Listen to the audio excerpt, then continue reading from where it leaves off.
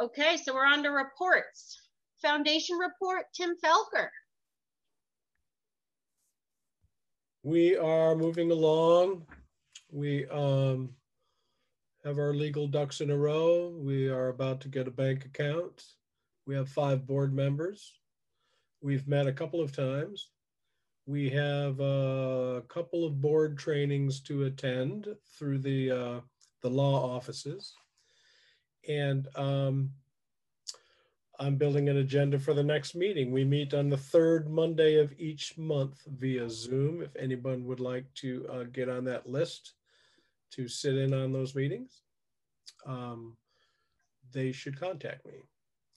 And our initial primary project for the foundation is the old schoolhouse and that refurbishment. And I will hand that over to Kate to give us her project manager's overview of where that stands.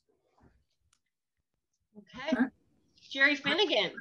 Yeah, and for Tim, he was wanting, I think, to put on the website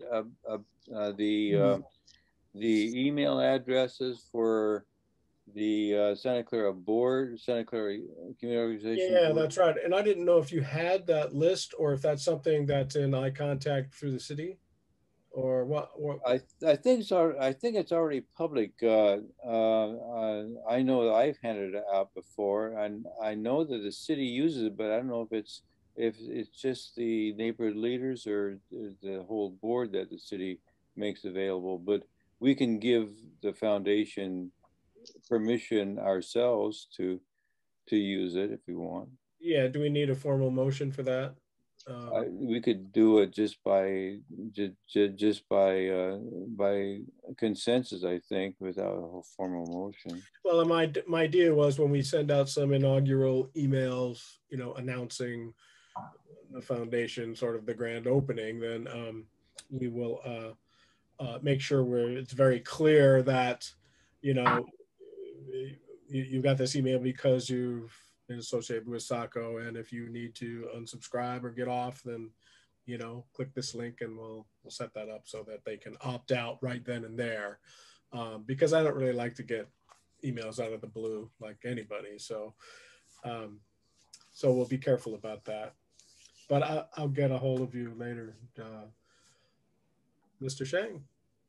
I just had a quick question just to follow up basically on what you're talking about. The 501c3 is set up and we're ready to go. We're ready to accept money. It's close. It is. We are waiting for the IRS filing, which actually I don't think can happen for a little while yet. But the lawyers have pushed all the paperwork through and we're just waiting on that response. So for all intents and purposes, we were a 501c3 on January 25th of this year. And so if we do start some fundraising, the lawyers assure us that it's retroactive back to that time, and that money will be tax advantage if it's donated. So. January 25th, 2021. 2021, yes. That's when they started it, and that's when it actually all is finished and gets officially approved, and we can officially use 501c3 in our marketing and branding stuff. That'll be a little while yet, and I'm not really clear on exactly when that will be.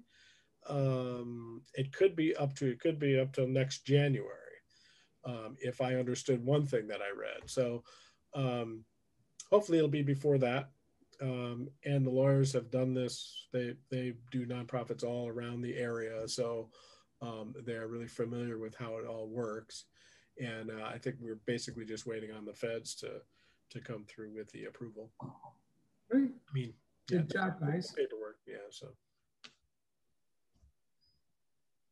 and Kate's going to tell us about the state of the agreement, the lease agreement for the land that the schoolhouse sits on.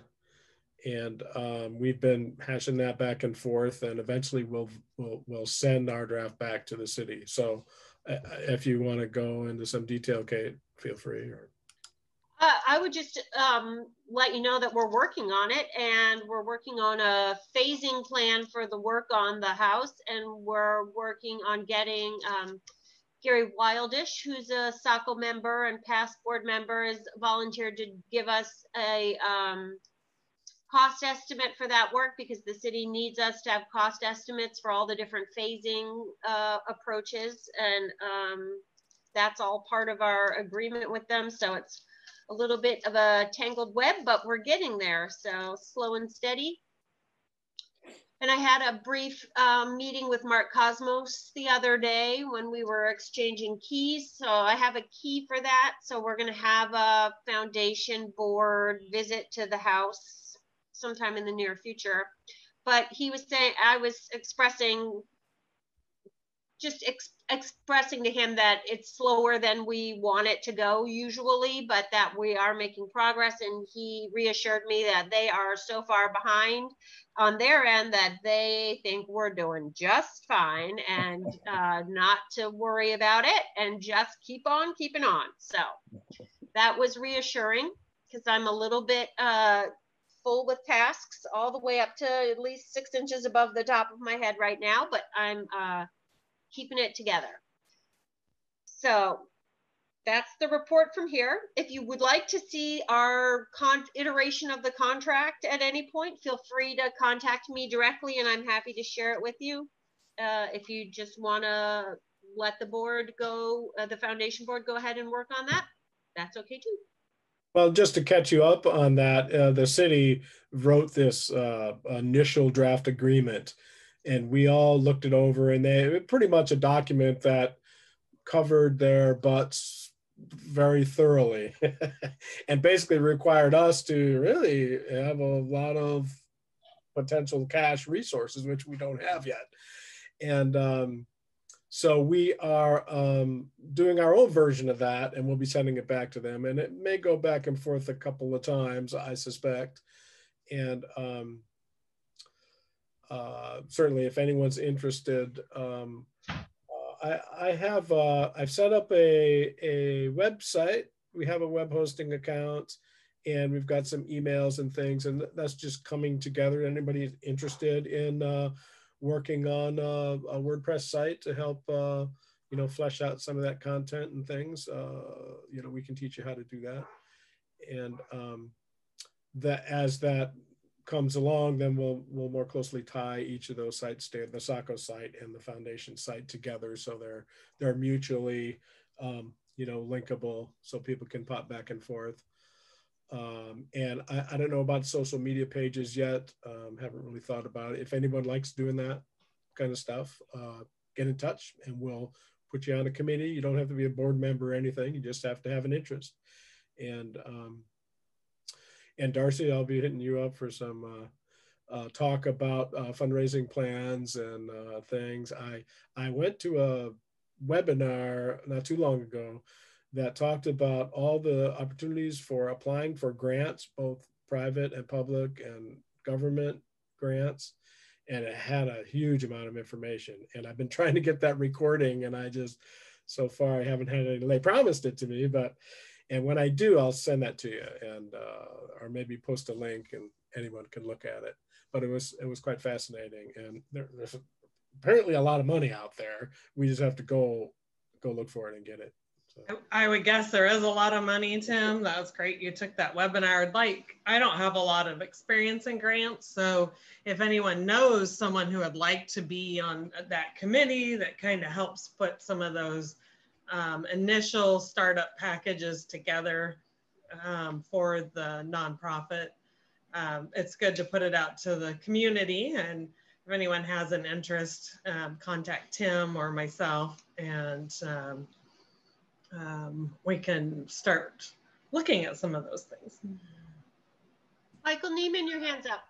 Yeah, I just wanted to say that based on some conversations that I've had with neighbors and just people in the area, when it comes to the point that we need to communicate with the community about the schoolhouse project, if we need to garner support, financial or whatever, I feel like the things that people are most positive about is the idea that we're preserving something. And, you know, we're preserving, like somebody said to me, oh, I thought they'd probably build a new community center. They were excited that we were going to be, you know, preserving the character of the area to some extent and preserving that building. And also anything that we can communicate about the history of that. You know, a lot of people I've talked to said, I didn't know that was ever a schoolhouse, etc. So those are kind of the things I've been sort of noticing that people tend to have a real positive response to. Yep. I would agree. And that's a good point, Michael. It is important to look at some of the things we already have and not always just build new. And we do have a little bit of history of the place, although nothing super concrete about what they did as a schoolhouse or how long it was a schoolhouse. But I don't know if it's general knowledge that through our website and Facebook page, brother and sister, one's in I think California and one's in Washington, were the Miller kids, and their father was bought a portion of the original Poindexter land grant claim that contained this area, this property, and they farmed there for years. And they actually remember when their father donated, or it's in their family history that they donated this house to the school district. And so we've communicated back and forth a bit. I haven't touched base with them for a while because I'm waiting for kind of things to fall into place, and then we'll give them a big update. And hopefully we can get some more history from them. I did also contact one of the researchers at the Lane County History Museum. Wow. And her and I, it was the middle of COVID, and you know, we were having issues communicating, but we did communicate for a while, and now I got to get back in touch with her to see if they can start digging up some stuff, and there might be a fee for that.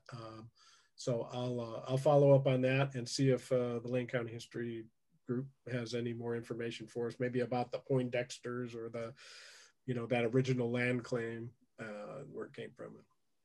Well, the house was built in 1901, so it's one of the oldest structures around that's remaining in the neighborhood.